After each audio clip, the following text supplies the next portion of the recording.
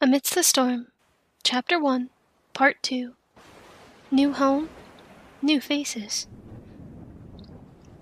Time. A construct. A unit of measurement between sun-up and sundown.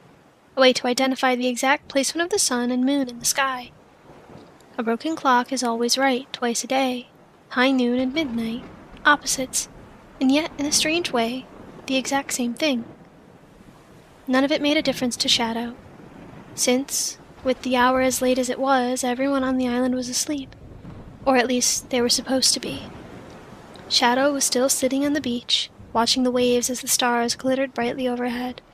She'd moved from her starting point earlier that day, having walked a full mile west and turning back east and returning to her starting point beyond the penthouse, the largest communal building on the island. Almost everyone on the island had been to the penthouse at least once or twice, including Shadow, who had become a regular there amongst the crowds that often packed its walls. But Shadow's eyes were not on the penthouse. They were on the storm, which had picked up a little over the past few hours or so, but which had not approached the island any closer than it had always been. Shadow's vigilance, despite the price her body so dearly paid, was the key to keeping the storm at bay. Or at least that's what she'd been telling herself for as far back as she could remember. Her eyes were on the stars in the night sky, though, with the combination of the sound of the waves breaking and the noticeable dark bags under her eyes, she was finding it hard to keep her eyes open. The only things keeping her awake at this point were the briny smell of the sea and the sound of Firesnapper playing nearby with another dragon, Stormpaw. The moon high above glowed down upon her dark red hair and her eyes, one of which was blue and the other hazel, and the deep red scales of the armor chestplate she was wearing. Quite lost in the noise of the waves and her subconscious tracing of the stars, she almost didn't hear the sound of footfalls in the sand behind her, and only just managed to pull herself into a seated position as the footsteps came closer. It was at the same time that she remembered the feathers haphazardly strewn about the sand all around her. But at this point it was too late. The footsteps came to a stop alongside her and the figure came into view. Short brown hair, sharp brown eyes, and a stature just a few inches taller than she. It could only be one, Samuel Chroman, one of the few people who had arrived on the island not long after the king had left. Shadow was about to greet him, but Samuel beat her to it. Do me a favor. Don't ask how I knew you'd be out here, if you weren't going to be asleep where you should be. Do you realize how predictable you are? Surprise me someday, won't you? Give me something to work with. He said dryly. Good evening to you too, Samuel. Shadow replied slowly, rolling her eyes in spite of herself and Samuel's evident concern. She was hoping he wouldn't see the bags under her eyes. Not that she could hide them. She heard Samuel sigh as he crossed his arms. Look, it's obvious I can't seem to convince you to get some sleep. So, and since that's the case, I have a message to deliver. People are asking about you. They haven't seen you. They're worried. Shadow blinked, but still didn't turn to look at Samuel. They're entitled to their concerns, Samuel. I'm all right, though, I promise. Samuel watched her sit up, but made no attempt to help. She would make it obvious if it were needed. You've been out here all day. If you really do plan on staying put, then I can get a pillow and a blanket for you. At this point, I don't know what else I can do. Shadow smiled. You've always looked out for me, Samuel. I appreciate it, but like I said, I'm fine. I have Firesnapper. That she did, even though Firesnapper was still playing with Stormpaw a few yards away. In the distance, the moonlight glittered off something drifting in the water, but neither Shadow nor Samuel saw it. When was the last time you ate?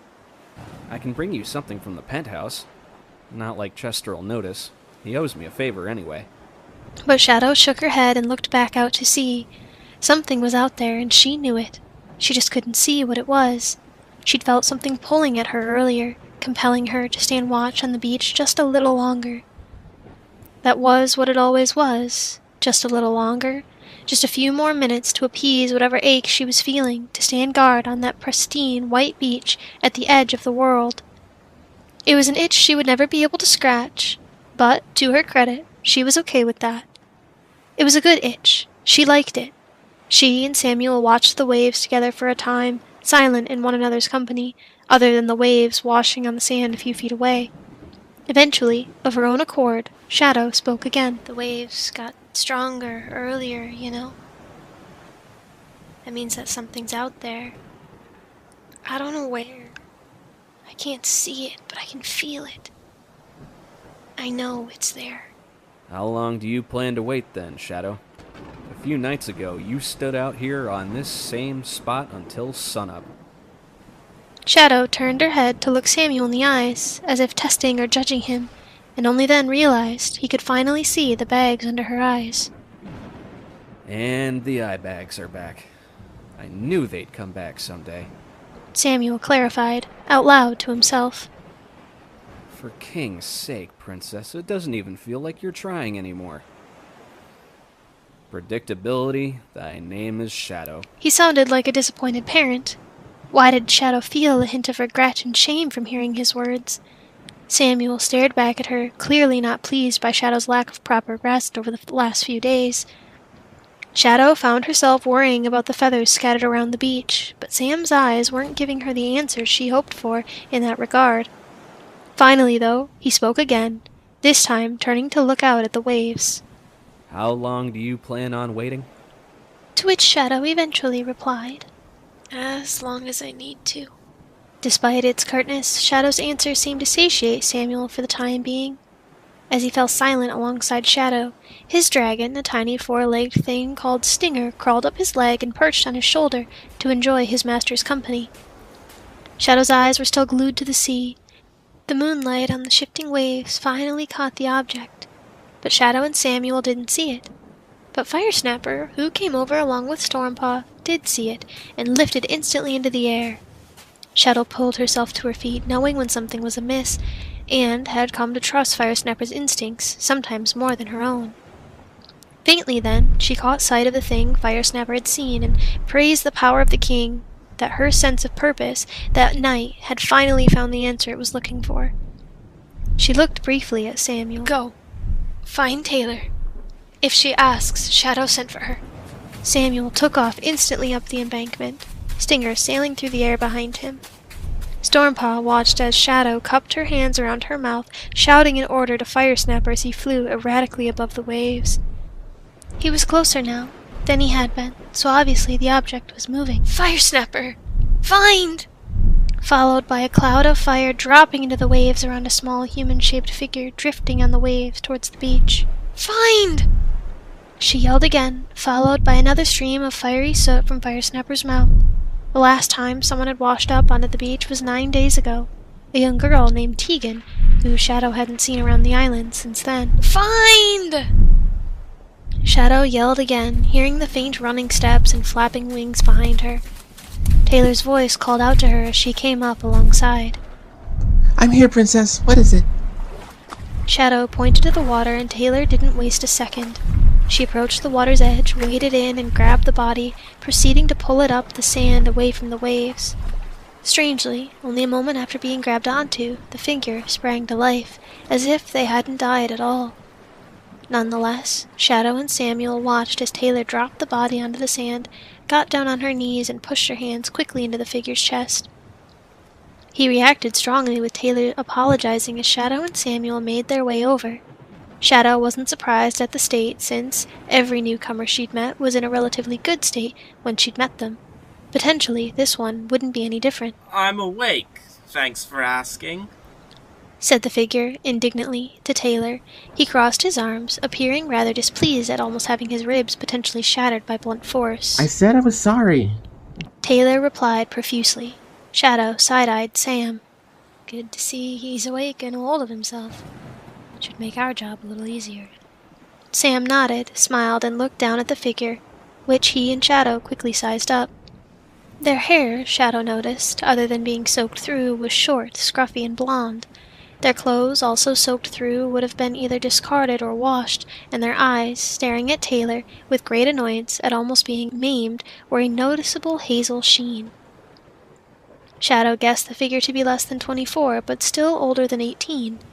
He couldn't be much taller than 5.5 feet, even with the shoes he was wearing. Those would have to go. Shadow got down on her knees to get a closer look, followed by Samuel, who joked. Now, Taylor. Did you apologize? You almost broke our friend's ribs. I'll say. Replied the boy, fresh with irritation. Taylor rolled her eyes and muttered something under her breath, but didn't openly acknowledge Samuel's joking rebuttal at her honest attempt to help, having forgotten that bodies were often aware of themselves when they arrived. There's just chest compressions. Shadow ignored Taylor for the moment and looked back at the figure lying on the sand in front of her. Stinger sat at the figure's feet, watching curiously. Was it friend, or was it food? I suppose we've cleared up whether you're coherent or not, then. Shadow said with a smile. I am now, yeah. I don't mean to be rude, but it certainly isn't thanks to your friend here. She almost shouted my ribs. Didn't even bother to get my name first. He muttered, eyeing Taylor again for a moment. At her expense, Samuel replied. You'll have to forgive her, friend. She can be a bit forward sometimes. Date first, ask questions later, you know? Ain't that right, Taylor? Oh, go pound some sand. Taylor muttered in reply. Sam just smiled and was relieved to see that the figure was too, at least for a moment. At this, though, he let Shadow take the reins. I suppose, since you've met Taylor, it's about time you met the rest of us. My name is Shadow, Evening Sun. You've washed up on my island, my home. The young man looked around briefly. You washed up from the sea just now. Either that or you're a really strong swimmer, if you couldn't tell. From that storm out there. The name's Samuel, by the way.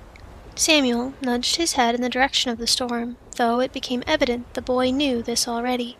Taylor spoke up. If it means anything, there's nothing broken that I can see. To which James replied. Just you wait a second. There's about to be plenty of things broken if you try to crush me again. I said I was sorry. Anyway, with that out of the way, why don't you tell us about yourself? What's your name? Where did you come from? At this, the newcomer was quiet, and finally seemed to settle down. He eased himself against the sand, letting his muscles relax as he did. He started looking around again, making no attempt to sit up, but still appeared to be trying to figure out where he was and how he'd ended up there. Was it an uninhabited stretch of Rockhopper Island? Possibly. Plenty of ships could get stranded like that during a bad storm. He'd heard of it happening before. He eyed Shadow after a moment, extending a hand, which Shadow took. My name's James. James Johnson. Pleasure to meet you. Is this Rockhopper Island by chance? Shadow had never heard of it before, but assumed James was talking about a place near his home. She shook her head in earnest. It's not, I'm afraid. I've never heard of it before. This island doesn't really have a name. She fell silent, offering James a chance to answer the questions Shadow had asked him. I was trapped in a storm with some friends of mine on a boat. A big storm.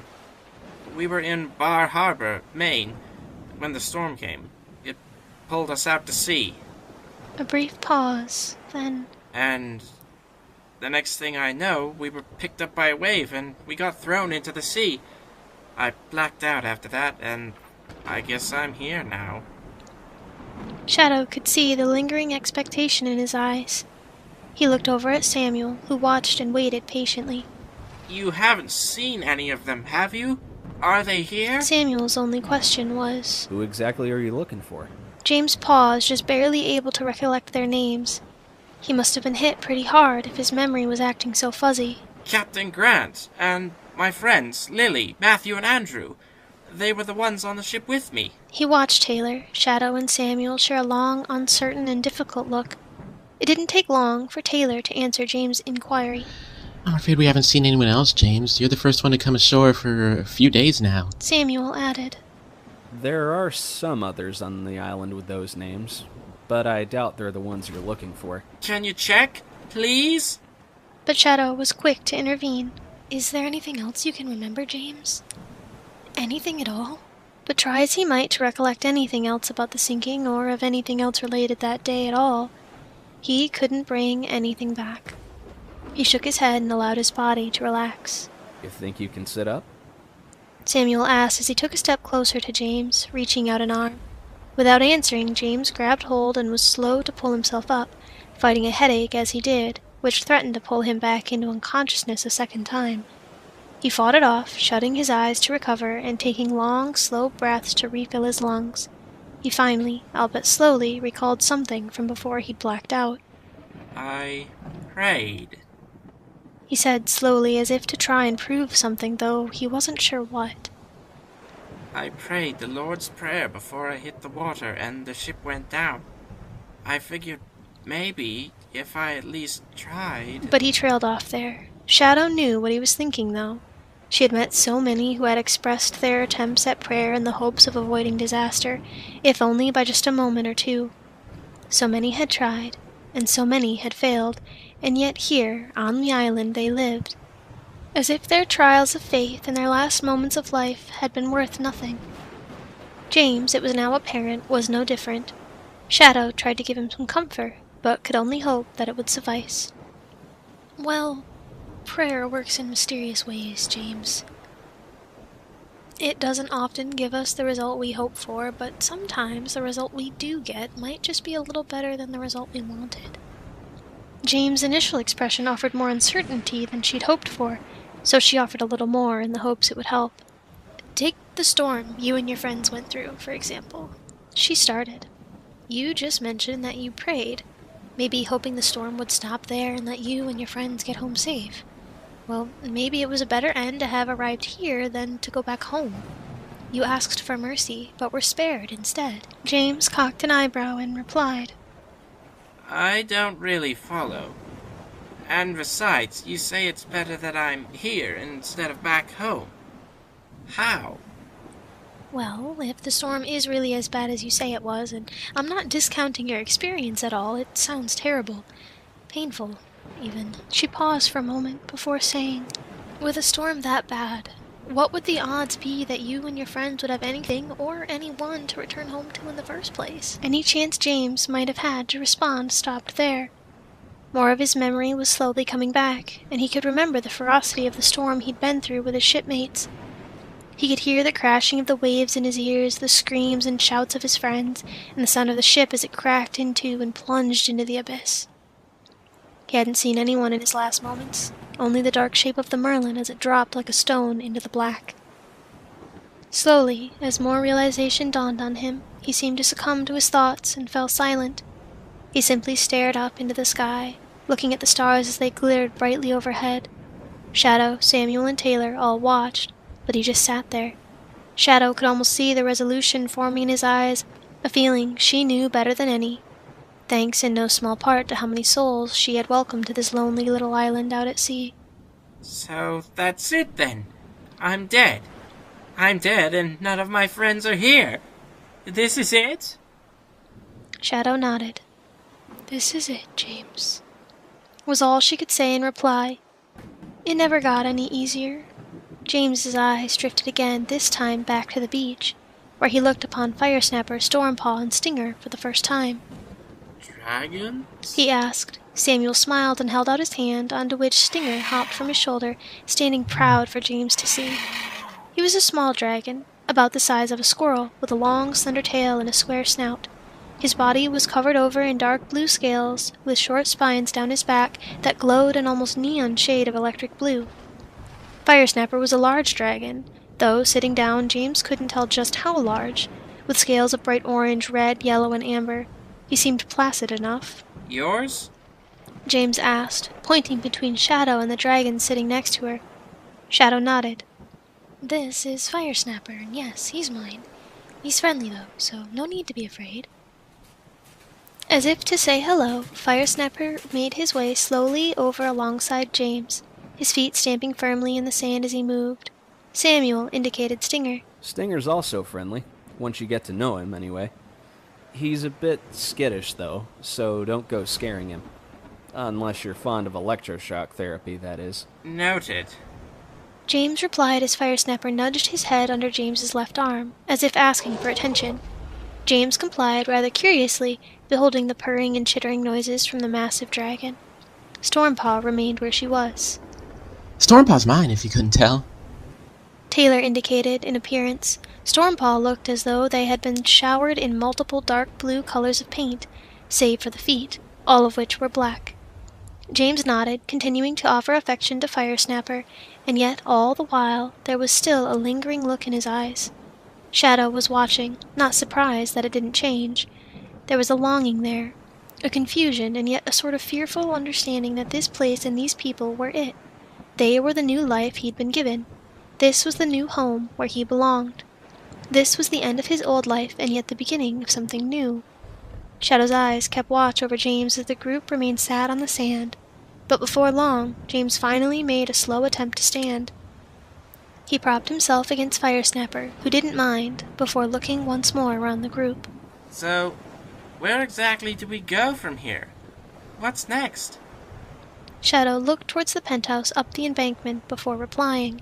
It's gonna take some time to make sure we have a place ready for you. For now, you're welcome to stay in one of the rooms in the penthouse. It's the large building up the embankment there.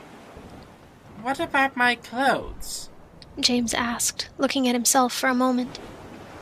We can send those into town and have them cleaned. I can arrange for more to be sent to you so you don't have just the one outfit. James seemed to accept this, and finally looked ready to join his hosts on the island. He turned with them as they headed up the beach, aiming for the penthouse. One last thing seemed to spark James's interest, though, which he was quick to inquire about as the group walked up the beach. So, you say this is it? Pardon me for saying so, but if this is heaven, it looks different than the way the Bible describes it.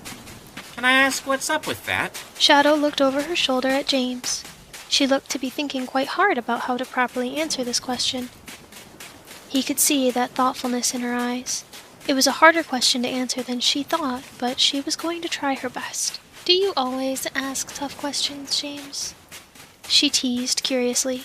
She went back to thinking and said, Honestly, that's kind of a hard question. I've lived on this island all my life, so I haven't really known anything else. The king built this place here because... She paused for a moment or two. I suppose it was just because the island was here. It was the best place for it. I can't speak for the king, honestly. I worry I might say something wrong. James was being flooded with answers, but it seemed that the questions he wanted to ask were adding up a lot faster. He would need more time to get up to speed, but if it was true that this place was heaven and he was dead, then he had all the time he could ever hope for. You could try, though, couldn't you? He asked curiously. Their feet left the sand, pressing into firm soil and grass. They weren't that much farther from the penthouse now. The thrumming of the music was getting louder, as were the murmurs of voices underneath it. Stinger, Stormpaw, and Firesnapper never left their master's sides, however, as if entering a public building like this had become commonplace. I'd rather not, just in case. The king is a powerful man, not to be disrespected. He has eyes and ears everywhere, even where you can't see or hear anything. James' expression showed his newfound concern. He doesn't sound like a good king, if that's the case, He said, followed by, I would hold my tongue from making assumptions like that if I were you. Samuel replied assertively. James looked in his direction, but couldn't speak before Samuel did. His tone was firm. The king is a good man. The best one you'll ever know of, in fact. He's the king, if that makes more sense. Your Bibles have a lot more to say about that. I don't know just how religious you are, but you do right by not questioning his authority. That's a fast track down to the basement, my friend, and the stairs aren't covered in carpets. James thought of something at that exact moment. I asked you if this was it earlier, right? He eyed Shadow with this question, but she could sense what was coming from a mile away.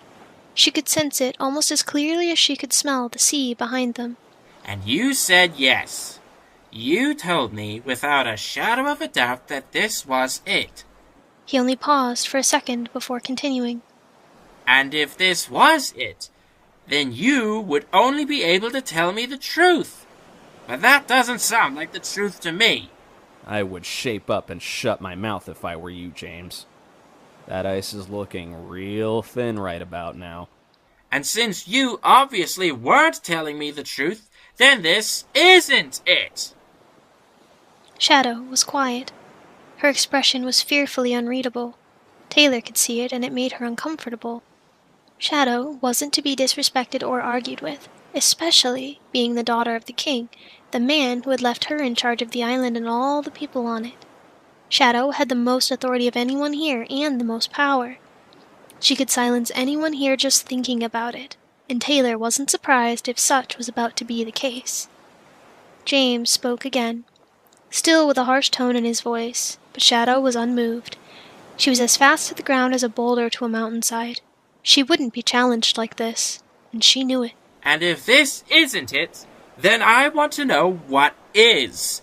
If everything here is yours, and if you're so powerful, then do me a favor. Shadow's tone was as cold as the Antarctic wind. Shall I wash your feet, then? Like my father did for his advisors in their own shock and offense. Huh, you can do me one better than that, princess. James droned snakily. Samuel flinched hard. If this isn't it, and it isn't heaven, then with all your royal power, show me what is. Silence. Pure, unadulterated silence. Are you daring me, James, son of Joseph? The voice could have cut stone. And so what if I am? He registered the pain before the sight of what happened. He would have hit the ground if he hadn't bumped into Firesnapper on the way. Firesnapper nudged him back, more out of discomfort than anything. Suddenly, no one was sympathetic to him anymore. He stood, and Shadow's face came within an inch of his own. A cold feeling went down his back. But he was here. If he backed away now... Suddenly, doing so actually sounded appealing. He tried, but couldn't move. Then be grateful that in your last moment the king spared you in that storm. If he hadn't, then you wouldn't be here. May the king strike me down for this, but maybe if he hadn't spared you, you might be back with your friends again. Would that make you happy? Silence for a moment. You order me to prove to you the truth as if I'm some sort of servant girl, as if I'm that Philippian slave girl used by her owners for their own greed. Well, I tell you this, James, son of Joseph, you won't get any visions or tellings from me except this one. She grabbed hold of his collar, pulling it through the fingers of her metal-clad hand. You think you are deserving of my father's kingdom, of his riches, his halls, his wisdom, his power. But I tell you this, for as far as the east is from the west, you are unworthy of everything my father and his kingdom have to offer. For as long as you wish for his provision, until you prove yourself, you deserve nothing. My father hears you, James. He sees you, every last part of you. You do not know the shame he feels on your behalf. I do not wish I knew. That cold feeling down James's back was getting worse. It wasn't hindsight. It was the realization of the truth. And yet, it was also his denial of the truth. It was burning away like a wildfire. If you wake up in hell tomorrow, the king will understand why we did not feel sorry for you. Silence once again, and this time it stayed. That cold, unbending, unshattered look of victory in Shadow's eyes never disappeared. She didn't look away. She looked at James. She looked into him as far and as deep as she could.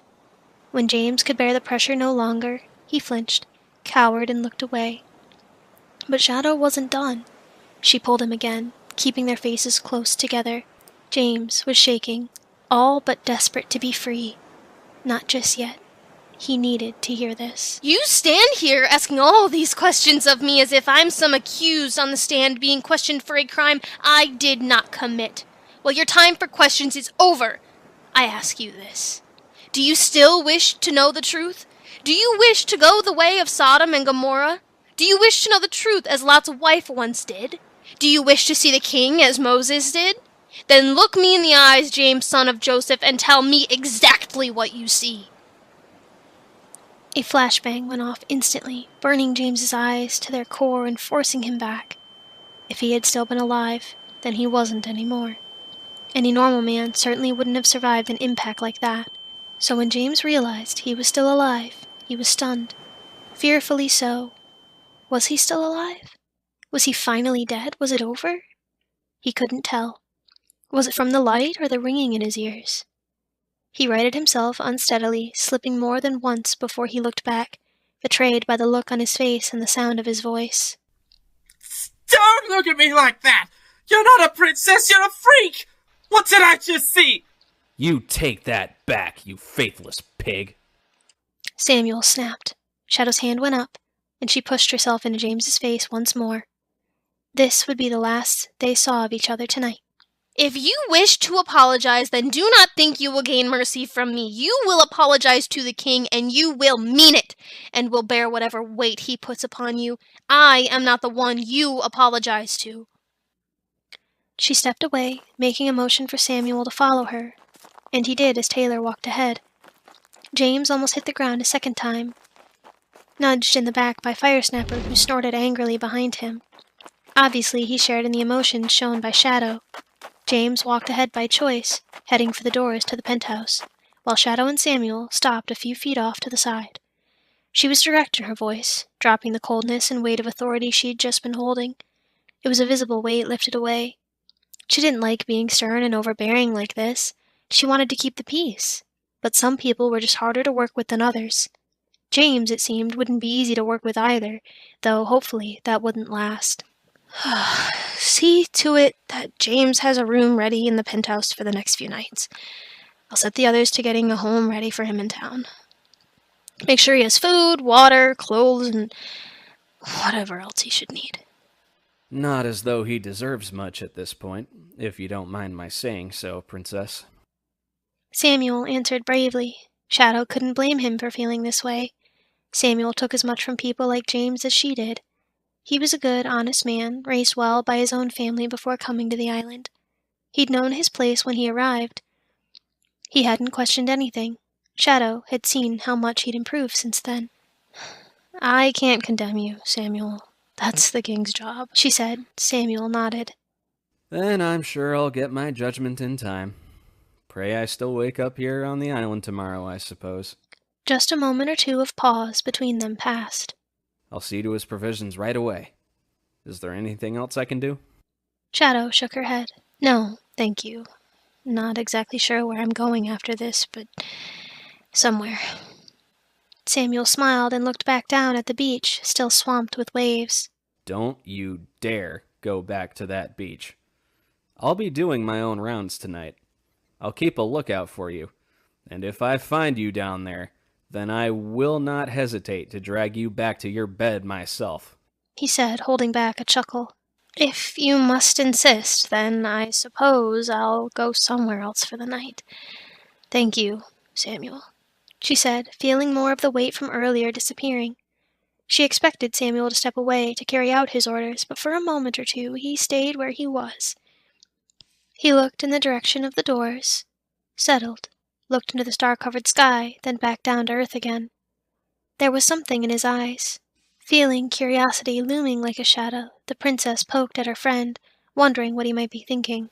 There's something in your eyes, Sam, she analyzed. Sam nodded after a moment, but didn't speak. What is it? Entertain me if you aren't going to carry out your orders just yet. The 25-year-old settled more comfortably on his feet, feeling Singer perched onto his shoulder again, before he said, I'm just thinking is all. Got to it after James walked inside. The way Shadow leaned gave voice to her silent curiosity, which Samuel could no longer ignore. He felt a smile creep onto his lips. He didn't realize how infectious it had already become. Back when the king atomized Sodom and Gomorrah, you know? Everyone died. Even Lot's wife. If only because she looked back when the angels told her not to. She had it coming. But, looking at James back there, it makes me wonder. Shadow couldn't hold the smile back, but said nothing. Are we absolutely positive that the king killed everyone? I mean, rats are survivalists, so... Shadow just started laughing, as surprised as she was at the sound of herself. Samuel stood by, huffing and muttering to himself playfully, to keep the mood up, and it worked until Shadow had finally composed herself enough to ask. What on this island am I going to do with you, Samuel? You were too good for that world, and I'm starting to think you're too good for this one. Samuel just shrugged, holding his smile and replying, Whatever the king wishes to be done with me. When he comes back, that is. Until then, princess, I'm not sure. Whatever you choose to be done with me. Shadow smiled. I think I'll just have to keep you around for a bit longer, then, she said, as if relenting to a choice that had no other option. Samuel followed this up with a look of authority of his own. Shadow paid attention to it. Then so be it. And if I may be so bold, since you have issued me an order, I feel it only right to issue an order of my own to you. Shadow cocked a curious eyebrow. And what might that be, Samuel? She pondered. He stood a bit taller now and looked firmer. Get away from that beach. Go home and get some sleep. Shadow smiled, rolled her eyes, and said, All right, Dad. Surprisingly, Samuel looked quite proud of himself. It wasn't often that anyone issued orders to the princess, the head of the island. It seemed nowadays that this right had been reserved solely for Samuel, though none of the other islanders could prove it. And if it were true, then it certainly wasn't obvious. A few silent moments later, he finally stepped away, gave a small salute, and headed for the doors of the penthouse. Finally alone, Shadow let out a long, tired sigh and shook her head, letting sink in the reality of the past few minutes.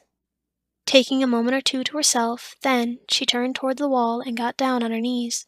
Breathing slowly, she shut her eyes and lowered her head. Forgive him, Father, for he doesn't know the truth of his actions or words. Bring wisdom and correctness to him, your wisdom, your correctness. Bring him the understanding he needs, not that which he desires. If it is your will, if it is your way, then do what you feel is right. Spare his soul and give him rest. Don't leave this cup with me, for it is too full for me to drink alone. Take this burden from me, help me, guide me. Please, Father.